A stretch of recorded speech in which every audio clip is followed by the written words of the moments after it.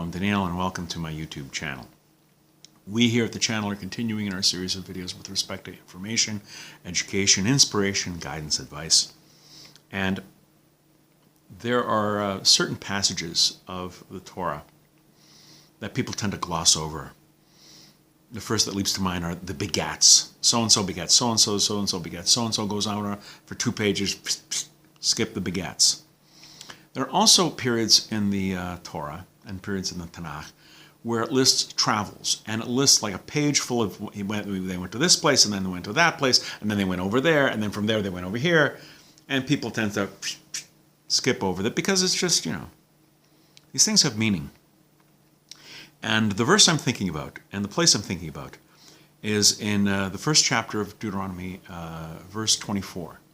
They came until the valley of Eshkol, the wadi of Eshkol. It says Nachal Eshkol. Nachal, I think, also means a stream or a brook, but in this case it means a dip in the earth, a valley or a wadi, and spied it out.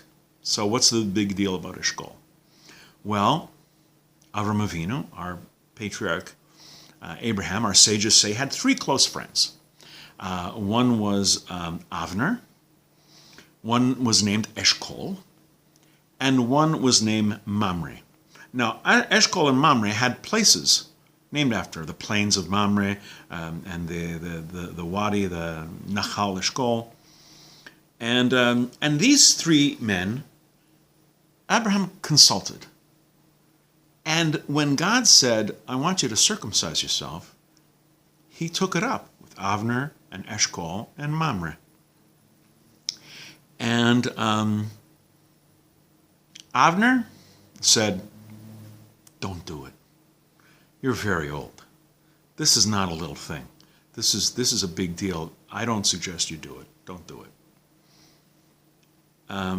Eshkol sided with Avner and said, oh, and by the way, in your recovery period at your age, an addition is you're going to be in a weakened state, and enemies around you may take advantage of your disability and your weakened condition and attack. And his enemies would be able to overpower him. Mamre, on the other hand, encouraged Avram to circumcise himself. So later on, when the Meraglim, when the spies are going to the land of Israel, they stopped at Nachal Eshkol, and they picked a cluster of grapes. And when I say cluster of grapes, I'm here to tell you, this was an enormous, mammoth, huge cluster of grapes. You've sometimes seen artists rendering about men with like poles on their arms and this enormous cluster of grapes. Back to Moshe Rabbeinu to say, listen, look at the stuff here. And it was a Rav Eli Munk who suggested an analogy between the episode of the spies returning with a cluster of grapes and Eshkol.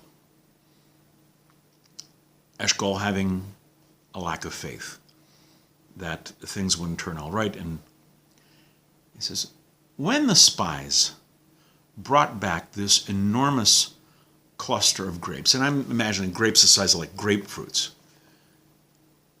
it wasn't really to show Avram that the place was a land of plenty.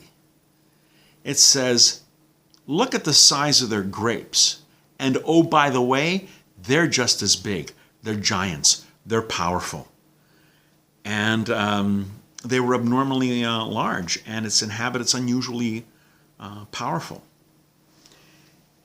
And this place, Eshkol, was in the past associated, in the times of Avram Avinu, as a place of a lack of emunah, of a lack of faith. And it's interesting that in the future, enemies would dishearten the spies from doing the right thing today. In other words, Nachal Eshkol is a lack not just a lack of emunah, it's a lack of bitachon. It's a lack of trust in God.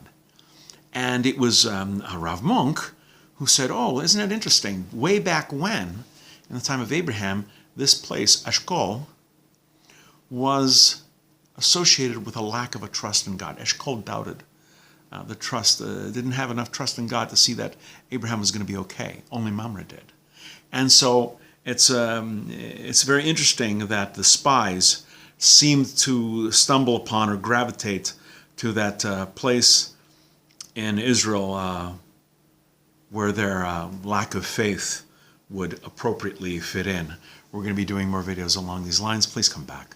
Please watch. Please learn. And until next time, I'm Daniel, and thank you too much.